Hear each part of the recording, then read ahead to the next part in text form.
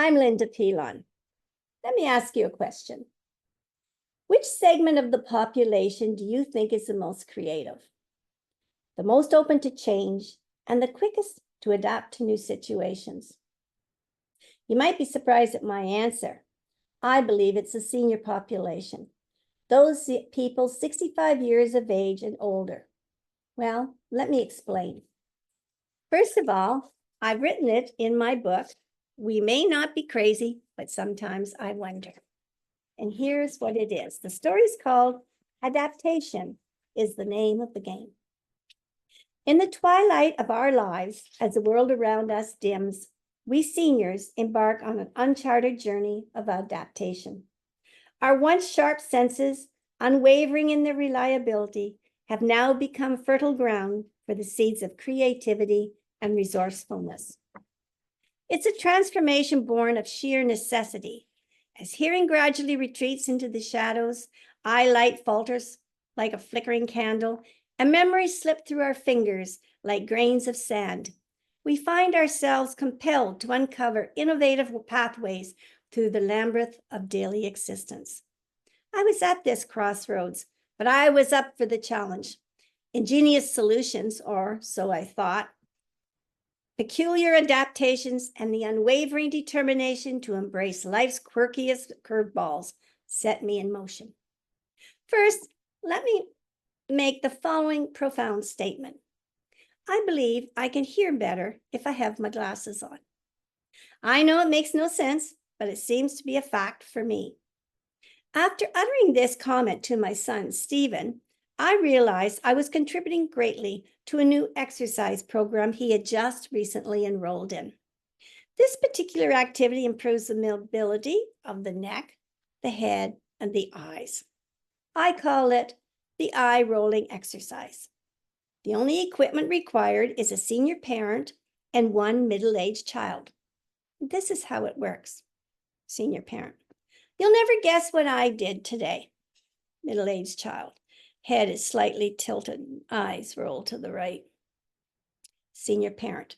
And Mary said, middle-aged child, head is slightly tilted and eyes tilt to the left. The length of the conversation will ultimately determine the number of reps this exercise entails. But I think I'm safe in saying that my kids will have muscles on their eyeballs that will be the envy of any athlete.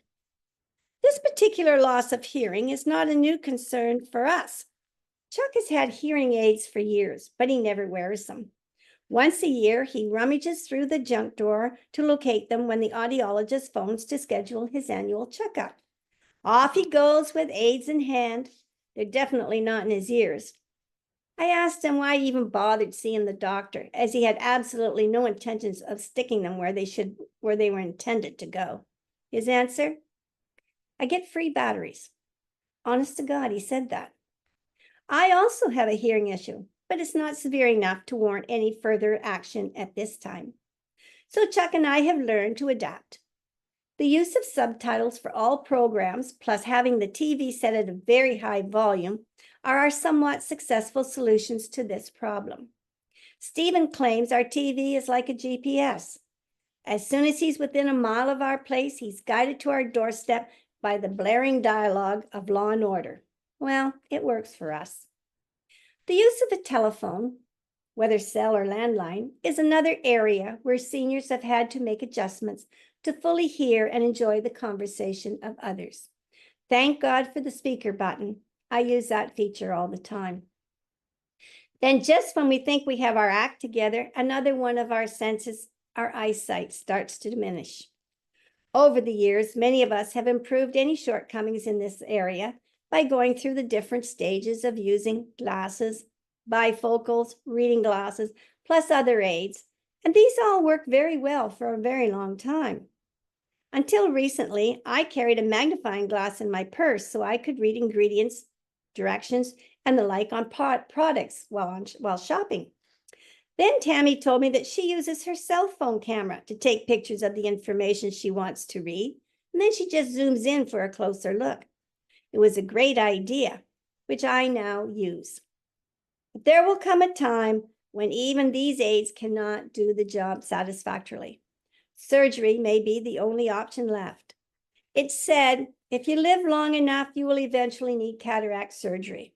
Well, I guess I've lived long enough, as I have recently had this procedure performed. And now comes the biggie. How does the average person cope with memory loss issues? First, let me point out that there actually is a gain from this loss. Look at the amount of exercise, the steps, the stairs climbed that would otherwise not take place if we didn't forget things. Why did I come in this room? Thump, thump, thump, thump, back down the stairs.